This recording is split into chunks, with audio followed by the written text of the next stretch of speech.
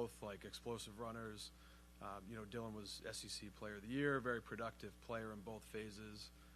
Brings like a good complementary skill set with Q. Both guys have had high levels of production in the SEC. Both guys have really good speed, run with toughness, and have pass game value. So anytime we can add two backs that can play on all three downs, we're excited. So, Dan, just knowing that production with Dylan specifically, like, were you guys surprised he was still available to you at this point in the draft? And I know everyone always talks about value on day 3, so was there just immense value there with his production coupled where you guys were picking?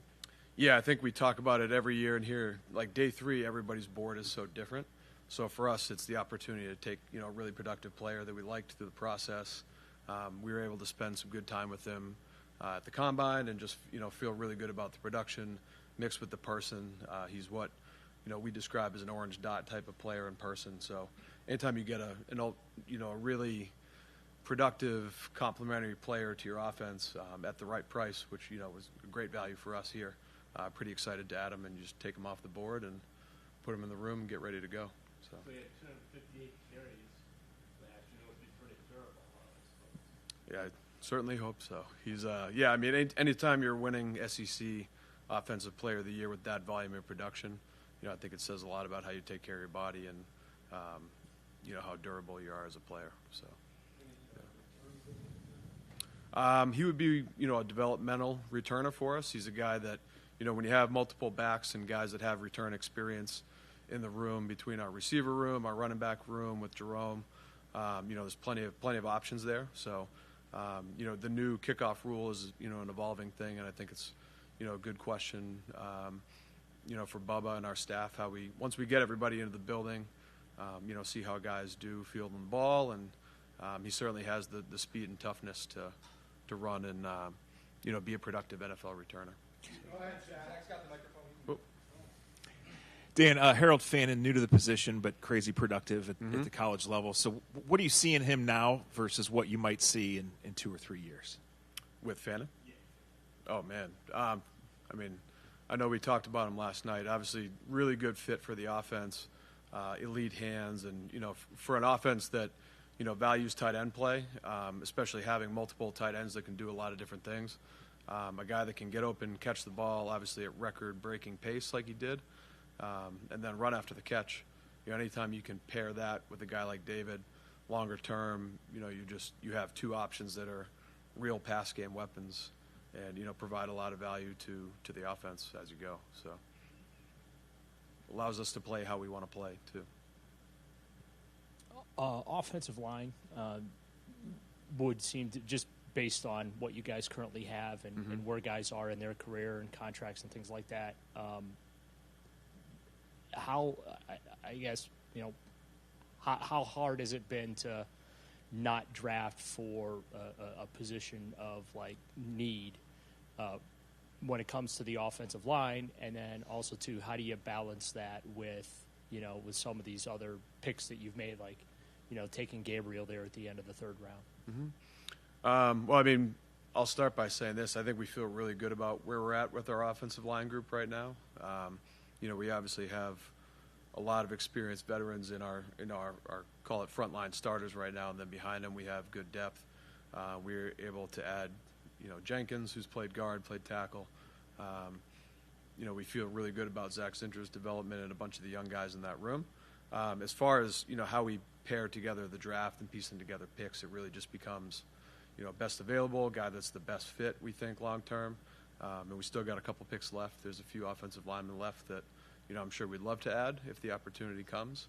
But really when you're piecing together everything in the draft, we're looking for the best value, best players, best cultural fit, guys that fit how we want to play on both sides of the ball, and, it goes across multiple positions. So, Dylan, you mentioned some of that development. What are some of the attributes that he has that you are maybe looking to get the most out of when he gets in here and starts working with the organization?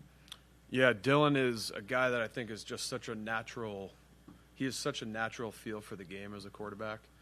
His ability to navigate the pocket, his ability to escape pressure, to throw with anticipation, touch, accuracy.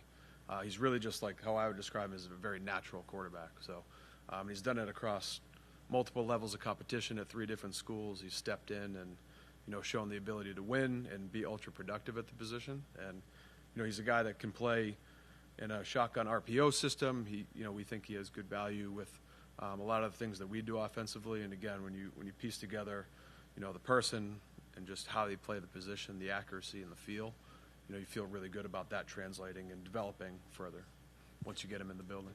So. With the depth of this running back class, did you guys go in thinking or knowing that you would take 2? Honestly, I don't think it was a plan or like something that you're saying, hey, we need 2 backs out of this draft. Like, we feel good with the guys that are here too. Again, we're trying to add, the best competition we can. Obviously Q's a really good player. Dylan's going to be a really good player. So you're excited to add high-level talent when you think you can get it. And then, when we're in day 3 and everybody's board, kind of goes all over the place in the league, if a guy's sitting there and you're excited to take him, you just turn the card in and get ready to go. How different do you think their styles are, Q and Dylan? It's a good question. I don't want to pin like a certain style on either guy because I think, both guys have been super productive rushers, both in the SEC from when Q was at Ole Miss. But, I think like when you pair the 2 of them together, you have 2 fast guys that run hard, run with energy. Both guys are kind of what I would describe as like energizer bunny type of runners, but also have power and 3-down value, so they can help you in both phases. And really, like, both guys have really natural, vision, strength, acceleration, speed, everything that we look for in a back in our system. So, should pair well together. Kind of along that line, as you build the roster, I'm thinking back to, like, when you guys had Nick and Kareem together for so long. How important is it to have, like, 2 starting caliber backs on your roster? Yeah, I think it's huge in the NFL in these, this day and age. Obviously those are two elite guys right there. And, we're hoping, to get that level of production out of these guys. It's something that, you hope anytime you draft a player, they can be as productive, as they prove to be in college. But yeah, having 2 backs is extremely important. It's, a position where we obviously value running the football in our organization. And again, guys that have speed, toughness, run with vision and instincts. Anytime you get 2, you're excited, and don't have to have one guy totally carry the load. You can keep people fresh and wear people down over the course of the game.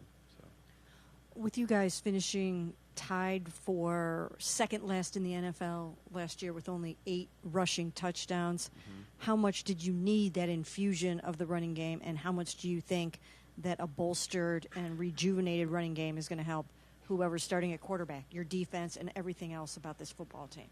Yeah, that's a great question. I think it naturally does. The ability to run the football in when you're a yard or 2 away helps. We had Kareem and Nick. We were, very fortunate to have 2 high-level NFL backs here for a long time. And, Judkins has proven to be super productive in that area. He's got good power behind him. And then with Dylan, same thing, has speed, has touchdown production. We're always looking for guys that can score the touchdown at any or score touchdowns at any offensive position. These guys both have proven that against the highest level of competition in the country. So I was going to ask you about your number 1 option as a short yardage back would probably be Judkins at this point, right? You kind of answered that. I would let Kevin answer that one. Okay. Honestly, like both guys, like that's the good thing about both players, in my opinion, is they both have like power behind their pads, and both guys have that element of speed. Judkins is a little bit bigger, so I think that would kind of be the natural thought process there. But ultimately, in our system, your ability to put your foot in the ground and get up the field, that 1-yard burst of acceleration matters as much as being 220 pounds too. And the room's getting crowded, and Chubbs still out there. So we asked yesterday what Judkins' draft would mean for Chubbs' future. So I'm going to ask it 2 backs. What does that mean for Chubbs' future here? Obviously, I would defer those questions to Andrew and Kevin. Ultimately, we're really excited to add 2 young backs. And again, to the questions earlier, it's a position where, hey, we knew we needed an infusion in that room in general, regardless of the vets that are available on the street.